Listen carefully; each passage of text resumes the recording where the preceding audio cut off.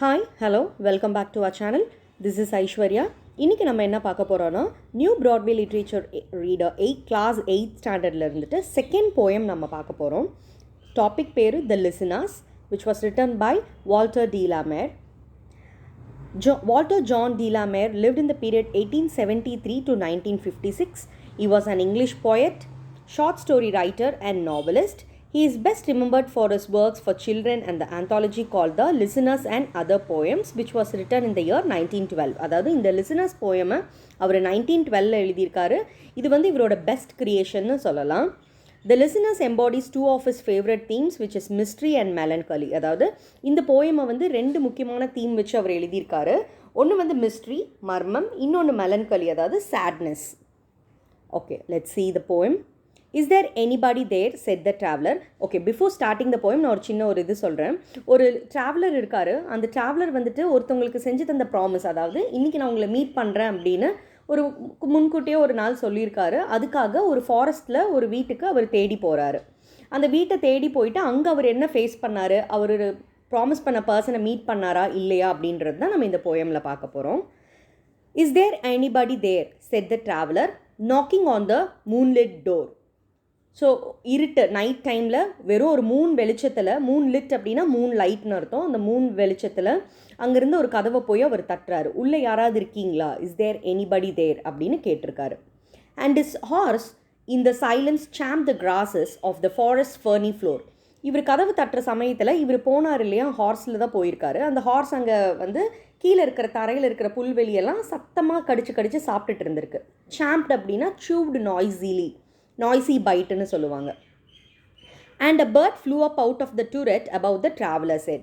இவர் கதவு தட்டின சத்தத்தில் அந்த கேசலில் மேலே இருக்கும் இல்லையா டவர், சிலிண்ட்ரிக்கல் ஷேப்பில் ஒரு டவர் மாதிரி இருக்கும் இல்லையா, அதுக்குள்ளே இருந்து பேர்ட்ஸ் எல்லாம் பறந்து போச்சான்.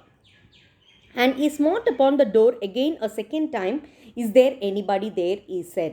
ஸோ செகண்ட் டைமும் இவர் கதவை தட்டியிருக்காரு. மேலே பறந்த பறவைகளையெல்லாம் பார்த்துட்டு இன்னொரு தடவை கதவை தட்டியிருக்கார். ஸ்மார்ட் அப்படின்னா ஹிட்டிங் ஆர்ட், ஒரு வேளை கேட்கலையோ அப்படின்னு நினச்சிட்டு கொஞ்சம் சத்தமாக தட்டியிருக்காரு வேகமாக. இஸ் தேர் எனிபடி தேர்னு கேட்டிருக்காரு. திருப்பியும் ஃபர்ஸ்ட் லைனே ரிப்பீட் பண்ணியிருக்காங்க. உள்ளே யாராவது இருக்கீங்களா அப்படின்னு கேட்டிருக்காங்க. பார்க்கலாம் யாராவது வந்தாங்களான்னு. So see this picture. Moon லைட்டில் ஒருத்தர் ஹார்ஸில் போகிறாரு, ஒரு பில்டிங் கிட்ட போகிறாரு. But no one descended to the traveler, no head from the leaf fringed sill. என்ன ஆயிருக்கு, நோ ஒன் ரிப்ளைட், உள்ளேருந்து யாருமே வரல. டிசெண்டட்னா ஆன்சர், யாருமே எந்த ஆன்சரும் சொல்லலை. Leaf fringed sill, there is no sign that any one is present inside the building. உள்ளே யாரும் இருக்கிறதுக்கான ஒரு சின்ன அறிகுறி கூட இல்லை அப்படின்னு சொல்கிறாங்க. Leaned over and looked into his grey eyes where he stood perplexed and still. Perplexed அப்படின்னா கன்ஃபியூஸ்ட் ஆகிருக்காரு. அதாவது லீண்டுனா அங்கே இருக்கிற ஜன்னலில் அப்படியே சாஞ்சு கதவு கிட்ட சாஞ்சு நின்று பார்த்துருக்காரு, யாராவது உள்ளே இருக்காங்களா அப்படின்னு. அவரோட கிரே கலர் ஐஸ் மூலியமாக அந்த தெரிஞ்ச குட்டியாக இருந்த கேப் வழியமாக பார்த்துருக்காரு. he was confused and still standing there. யாரும் ஆன்சர் பண்ணலை, யாரும் இருக்கிறதுக்கான அறிகுறியும் இல்லை. பட் இருந்தாலும் அங்கேயே நின்று ஒரு கன்ஃபியூஸ் ஸ்டேட்டில் பார்த்துட்டே இருந்திருக்காரு. But only a host of phantom listeners that dwelt in the lone house then. ஃபேண்டம்னா என்னென்னா கோஸ்ட். இவருக்குள்ள ஒரு ஃபீலிங் என்னென்னா யாரோ உள்ளேருந்து கேட்குறாங்க, லிசன் பண்ணுறாங்க.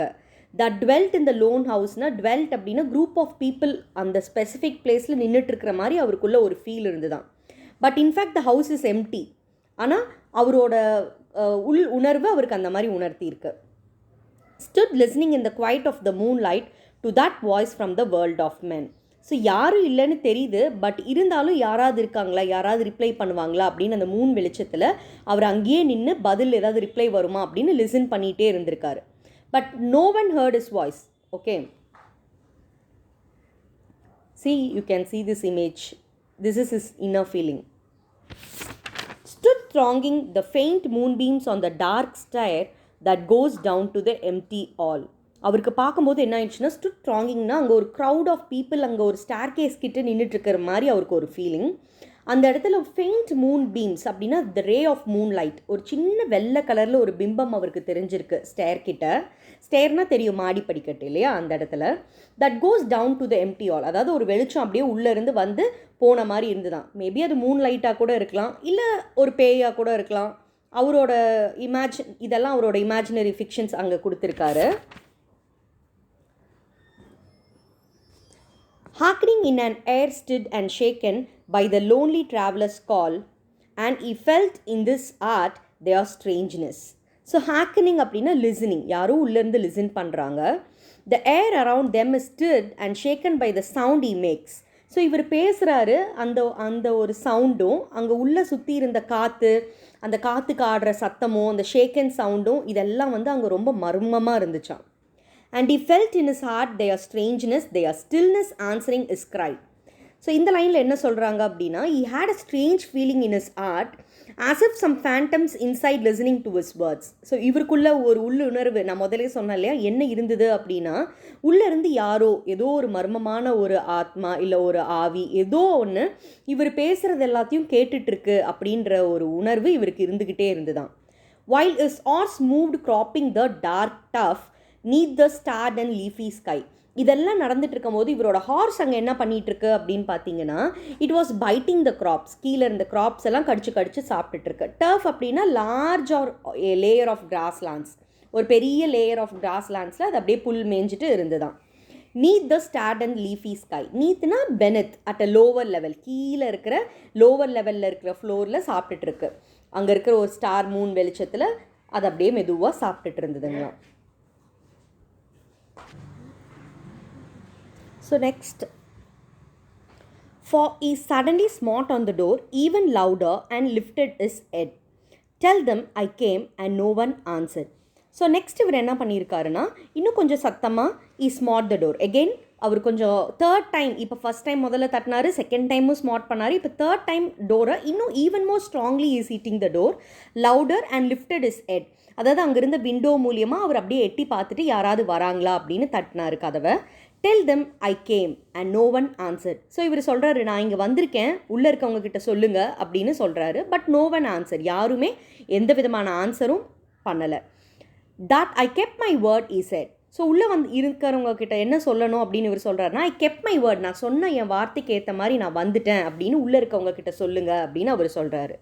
Never the least stir made the listeners though every word is ஸ்பேக்.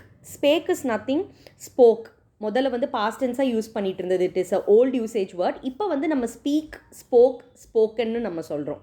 ஓகேங்களா? So never the least stir made the listeners though every word he spake. உள்ளேருந்து யாரோ ஒருத்தவங்க கேட்குறாங்க, பட் என்ன ஏதுன்ற எந்த ரிப்ளையும் இல்லை. ஃபெல் எக்கோயிங் through the shadowiness of the still house from the one man left awake. So எக்கோயிங்னா வாய்ஸ் கம் பேக் இல்லையா, இவர் பேசுகிற வார்த்தை இவருக்கே கேட்குது. அங்கே இருக்கிற shadowiness of the still house அப்படின்னா is voice dissolved in the shadows. அதாவது இவர் பேசுகிற வாய்ஸே இவருக்கு திருப்பி கேட்கும் போது அதில் வந்து ஒரு என்ன சொல்கிறது, மென்னு முழுங்கி பேசுகிறாங்கன்னு சொல்லுவாங்களே, அந்த மாதிரி ஒரு மாதிரி லோன்லியாக அப்படியே லோவாக வாய்ஸ் கேட்டிருக்கு. ஸ்டில் ஹவுஸ் அப்படின்னா லோன்லி ஹவுஸ், அந்த தனியாக இருந்த வீட்டில். From the one man left awake, இவர் மட்டும்தான் அங்கே இருக்கார், பட் இவரோட இன்னர் ஃபீலிங் உள்ளே யாரோ இருக்காங்கன்னு. They heard his foot upon the stirrup and the sound of iron on stone. So the phantom heard the passing of the silence as the man moved away until there was nothing. And the sound of iron on stone. Walking sound of the horse. அங்கே என்ன சத்தம் கேட்குது அப்படின்னா, இவரோட குதிரை நகர்ற சத்தமும் இவர் பேசுகிற சத்தமும் தான் கேட்குது. அந்த காற்று அடிக்கிற சத்தம் கேட்குதே தவிர இதை தவிர வேறு எதுவுமே இவருக்கு கேட்கல.